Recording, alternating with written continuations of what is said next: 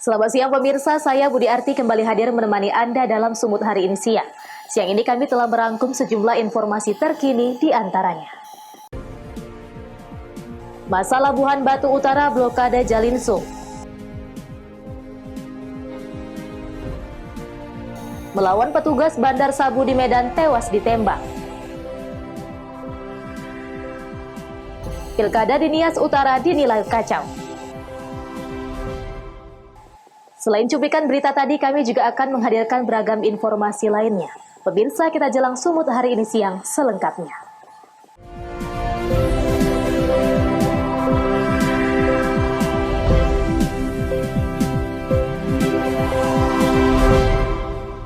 Kita ke informasi pertama. Pemirsa, ratusan massa di Labuhan Batu Utara memblokade jalan lintas timur Sumatera dengan membakar ban bekas di tengah badan jalan. Amukan massa ini disinyalir akibat tidak terima dengan kematian korban, sekaligus terduga pungli, yang beberapa waktu lalu telah melakukan penembakan terhadap salah seorang personil kepolisian sektor Kuala Hulu saat melakukan patroli.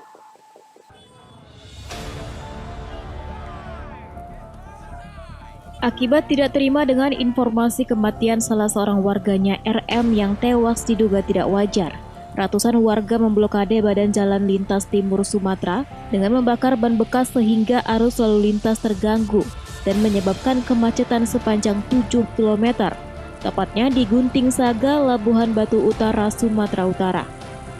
Mendapati informasi tersebut, Bupati Labuhan Utara bersama jajaran Pemkab Labuhan Batu Utara langsung turun ke lokasi untuk meredam amukan massa agar bersedia membuka akses yang merupakan jalan nasional tersebut. Dan dalam kejadian ini terlihat Bupati Labuhan Batu Utara langsung memadamkan api yang membakar ban bekas sehingga arus lalu lintas dapat kembali berangsur normal. Menurut Bupati Labuhan Batu Utara Khairuddin Syah Sitorus, massa melakukan aksi tersebut hanya ingin mengetahui kepastian sebab kematian korban dengan cara dilakukan otopsi. Saya dapat laporan dari camat bahwasanya ada pemblokiran jalan. Saya tanya apa masalah?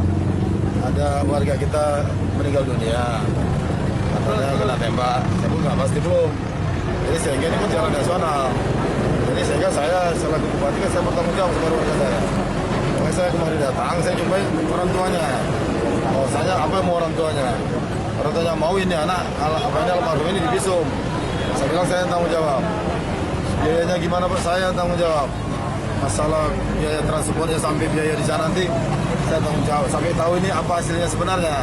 Kalau memang ini memang kena siksa atau segala macam, ini kan negara hukum. Ya kita akan bela rakyat kita. Sampai ini betul-betul sesuai dengan peraturan perundang hukum yang berlaku di negara kita ini. Jadi Pak Bupati ini setelah ini mau divisum kemana Pak Bupati? Kalau di Labura kan tidak ada, visum berapa tidak ada. Yang ada kan di Siantar. Jadi kita buang ke Siantar atau ke Medan nanti nggak ada masalah. Kemana yang nanti dibutuhkan itu yang ada kita fasilitasin. Saat ini hanya minta pertanggungjawabannya.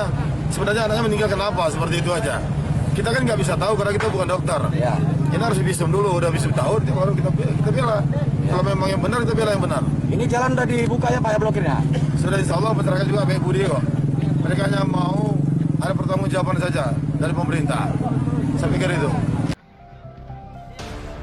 Sebelumnya diketahui korban ditangkap pihak kepolisian dari persembunyiannya di daerah Tapanuli Utara usai melakukan penembakan terhadap salah seorang personil Reskrim Polsek Kuala Hulu Polres Labuhan Batu sehingga menyebabkan luka tembak pada bagian perut dan harus dilarikan ke Rumah Sakit Bayangkara di Medan. Ucok Sitorus melaporkan untuk Eva Rina TV.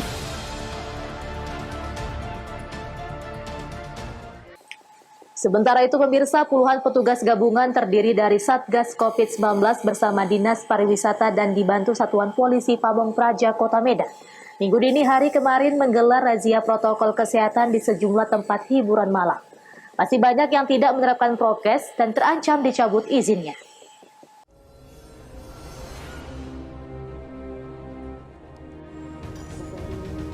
Untuk memutus rantai penyebaran COVID-19 di Kota Medan, Sumatera Utara, Pemko Medan terus gencar melakukan razia prokes yang dilakukan oleh tim gabungan. Tim gabungan yang terdiri dari Satgas COVID-19, Dinas Pariwisata dan Satuan Polisi Pamong Praja Kota Medan merazia sejumlah tempat hiburan malam. Petugas gabungan satu persatu mendatangi lokasi tempat hiburan malam yang berada di kawasan Jalan Imam Bonjol Kota Medan yang menyediakan live musik dan karaoke. Pekerja dan pengunjung yang berada di dalam tempat hiburan malam wajib menggunakan masker dan face shield dan wajib untuk menyediakan tempat cuci tangan, alat pengecek suhu tubuh, serta menerapkan jaga jarak. Dalam razia kali ini, petugas tidak menemukan pengunjung yang tidak menggunakan masker, melainkan tempat hiburan malam masih banyak yang tidak menerapkan protokol kesehatan, yakni mengatur jarak sesama pengunjung. Sehingga tempat hiburan malam tersebut diberikan sanksi peringatan.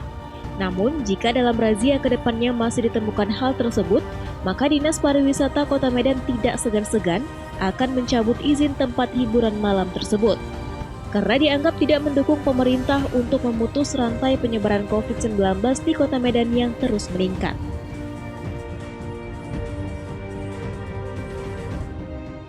Menyiapkan cuci tangan, juga kewajiban petugas COVID yang ada, petugas COVID mandiri yang ada di tempat usaha hiburan untuk menegur siapapun yang masuk yang tidak menggunakan masker, termasuk ketika ada di dalam.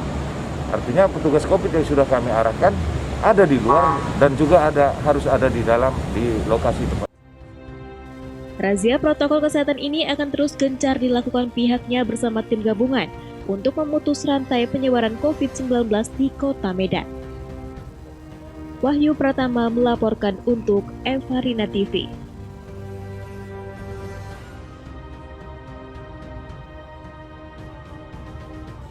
Pemirsa, Polres Binjai berhasil mengamankan seorang tersangka begal disertai pembunuhan seorang wanita. Petugas terpaksa menembak kedua kaki tersangka karena mencoba melarikan diri saat akan diamankan. Polres Binjai berhasil mengamankan seorang tersangka begal yang disertai pembunuhan terhadap korbannya seorang wanita. Petugas pun terpaksa melumpuhkan kedua kaki tersangka karena mencoba kabur saat akan diamankan. Dari tangan tersangka, petugas berhasil mengamankan batu untuk membunuh korban, obeng, pakaian, dan sepeda motor korban. Tersangka berinisial GZ mengatakan ia tega melakukan pembegalan disertai pembunuhan karena himpitan ekonomi. Ia juga sebelumnya tidak kenal dengan korban. Sepeda motor yang diambilnya sudah digadai sebesar 1,5 juta ke penggadai. Kenapa kau begal dia? Perlu uang, Pak. Hah? Perlu uang. Uang? Uang untuk apa kok? Kebutuhan sehari-hari, Pak.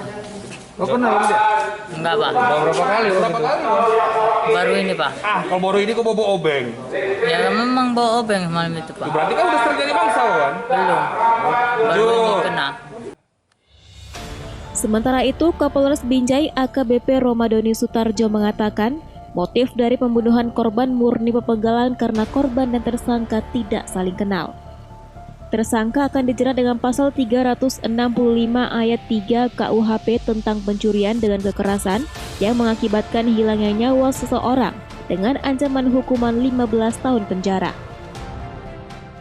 Untuk sementara motif yang bisa kami sampaikan adalah pencurian dengan kekerasan. Sampai dengan saat ini kita masih mendalami apa mungkin ada motif-motif yang lain. Tapi sampai dengan saat ini kami berdasarkan dari pemeriksaan dari saksi-saksi masih menyimpulkan bahwa motifnya adalah pencurian dengan kekerasan. Hubungan korban dengan pelaku sudah ditanyakan juga kan dengan periksa bahwa korban dengan pelaku ini tidak ada hubungan apa-apa. Sebelumnya jenazah korban ditemukan pekerja perkebunan di areal sawit. Jenazah ditutupi pelepas sawit kering. Tersangka berinisial GZ 20 tahun, warga Dusun 7, Desa Laumulga, Kecamatan Selesai, Kabupaten Langkat, dan korbannya RA 23 tahun, warga Afdalin 2, Pasar 1, Desa Padang Cermin, Kecamatan Selesai, Kabupaten Langkat, yang berprofesi sebagai sekretaris ternak ayam telur. Wahyu Pratama melaporkan untuk Evarina TV.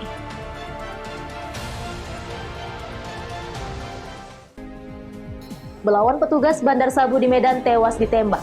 Beritanya akan hadir sesaat lagi.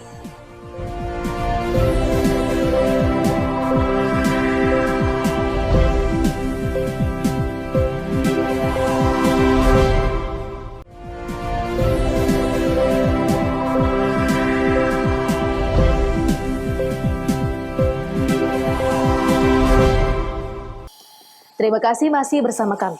Pemirsa, melawan saat ditangkap dengan cara berusaha menembak petugas kepolisian, Bandar Sabu di Medan meregang nyawa setelah tertembus timah panas milik petugas.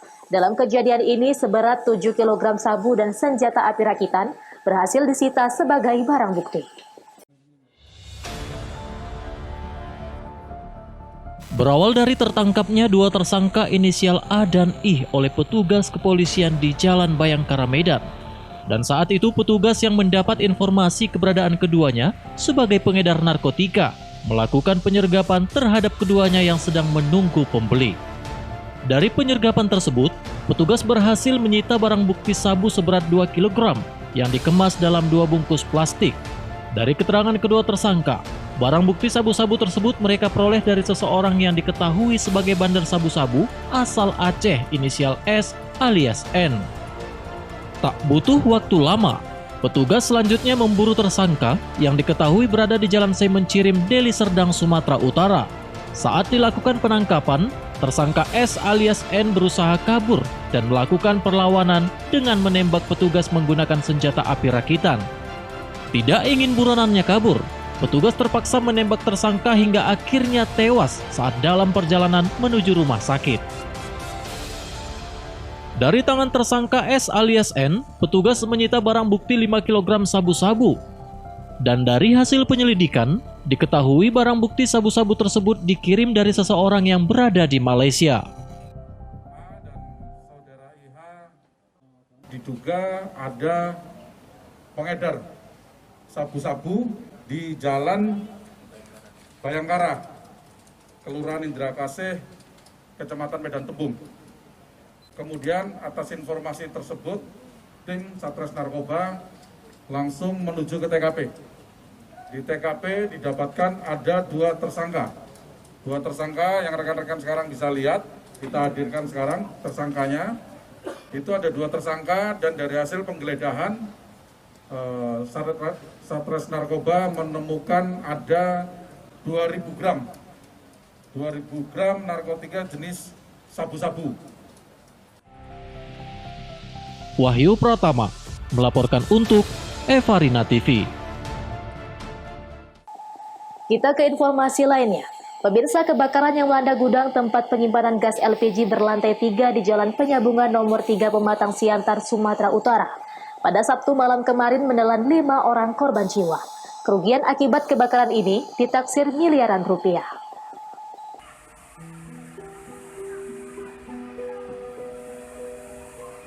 Warga Jalan Penyambungan Kelurahan Timbang Galung, Kecamatan Siantar Barat, Kota Pematang Siantar, dihebohkan dengan terbakarnya gudang penyimpanan gas LPG. 5 orang sekeluarga itu merupakan penghuni rumah yang berangkat gudang gas LPG, ditemukan tewas terpanggang.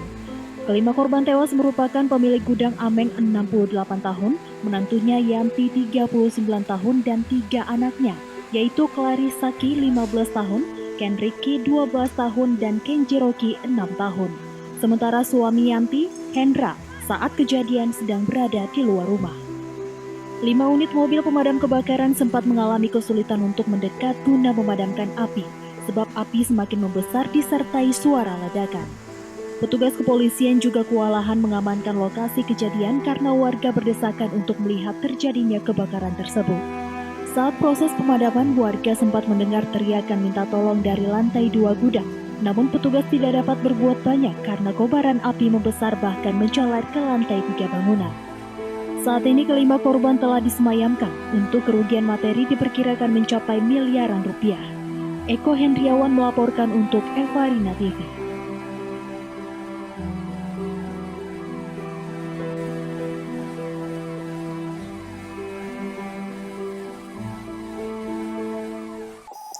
Pemirsa, satu pabrik pengolahan karet di Kabupaten Deli Serdang, Sumatera Utara pada Sabtu siang ludes terbakar.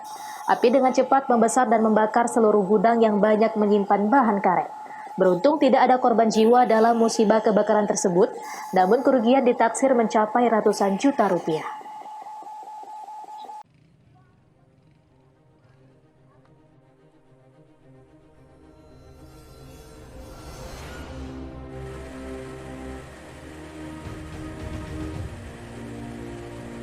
Beginilah suasana kebakaran yang terjadi di pabrik PT Samudra Karet di kawasan Dusun 3, Desa Deli Tua, Kecamatan Namo Rambe, Kabupaten Deli Serdang, Sumatera Utara.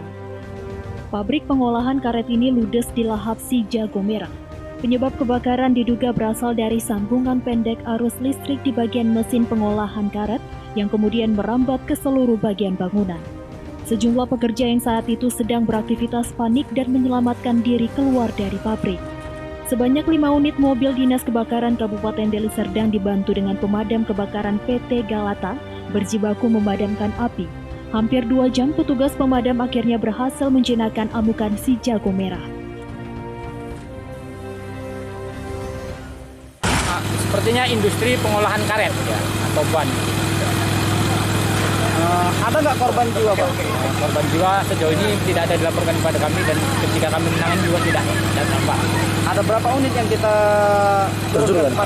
Untuk dari Deli Serdang ini nanti kita turunkan 3 unit, kemudian ini kita juga dibantu oleh petugas pemadam kebakaran PT Galata Transindo yang ada di Pantur Batu. Apa penyebab kebakaran itu, Pak? Kalau penyebab kebakaran nantinya mungkin menjadi tugas tim kepolisian untuk mengetahui secara detail apa penyebab. Tidak ada korban jiwa dalam musibah kebakaran tersebut, namun kerugian ditaksir mencapai ratusan juta rupiah. Penyebab pasti kebakaran juga masih dalam penyelidikan kepolisian. Daniel Pukwali melaporkan untuk Eva Rina TV.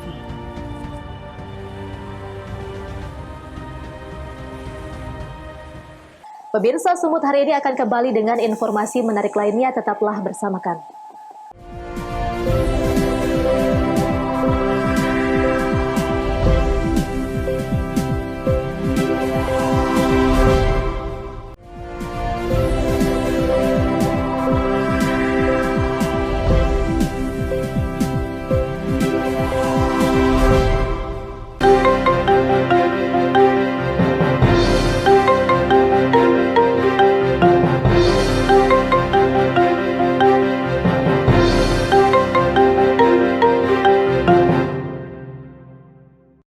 Terima kasih masih bersama kami.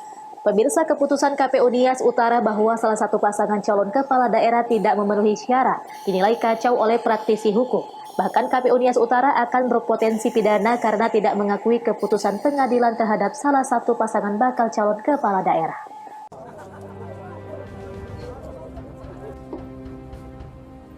Putusan KPU Kabupaten Nias Utara menuai kritikan di tengah-tengah masyarakat karena salah satu bakal pasangan calon Fona Hazega dan Emmanuel Zebua, pasangan Fodela dinyatakan tidak memenuhi syarat ditetapkan sebagai calon kepala daerah, berdalih belum memenuhi 5 tahun sejak selesai masa tahanan terhadap Fona Hazega. Meski jelas tertulis dalam surat keterangan dari Rumah Tahanan Negara Kelas 1 Medan Kanwil, Sumatera Utara, bahwa Fona Hazega telah selesai menjalani masa pidananya tanggal 24 Juli 2014 atau 6 tahun yang lalu, namun KPU Nias Utara tetap bersikukuh. Padahal usai selesai masa tahanan, Bupati Nias Utara Edward Zega dikala itu kembali menugaskan Fona Hazega untuk menjalani tugas sebagai pegawai negeri sipil di lingkungan pemerintah Nias Utara, terhitung pada tanggal 27 Agustus 2014 yang lalu. Praktisi hukum Sony Tehe Telembanua menilai putusan KPU Nias Utara sangat keliru dan terindikasi KPU sengaja mengacaukan demokrasi di Nias Utara. Ini satu berita acara yang menyatakan keadaan palsu. Ya, ini kan mengelabui publik. Ini keliru bagi KPU. Bahkan KPU ini bisa potensi pidana. Ya, seolah-olah tidak mengakui institusi hukum, tidak mengakui putusan pengadilan kekuasaan kehakiman, tidak mengakui juga surat yang mengeluarkan bebas beliau ini 2014. Nah, ini satu kekeliruan. Putusan KPU Nias Utara menurut Soni Tehe Telambanua adalah sebuah pembohongan publik dan sengaja melakukan penzoliman terhadap demokrasi di Nias Utara. KPU Nias Utara tidak lagi menunjukkan netralitas pada demokrasi, sebagaimana penyelenggara yang sebenarnya di negara ini. Haugo Manozega melaporkan untuk Evarina TV.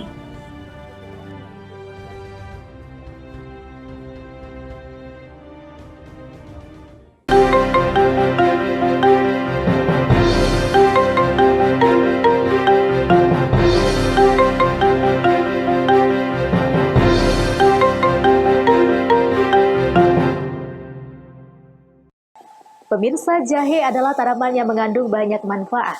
Salah satunya berguna untuk menjaga imunitas atau daya tahan tubuh. Di masa pandemi COVID-19, jahe banyak dicari dan laku keras di pasaran. Seorang pembudidaya jahe dari Biren, Aceh mendapatkan untung berlipat dari tanaman ini. Padahal ia mengaku belajar menanam jahe melalui media sosial.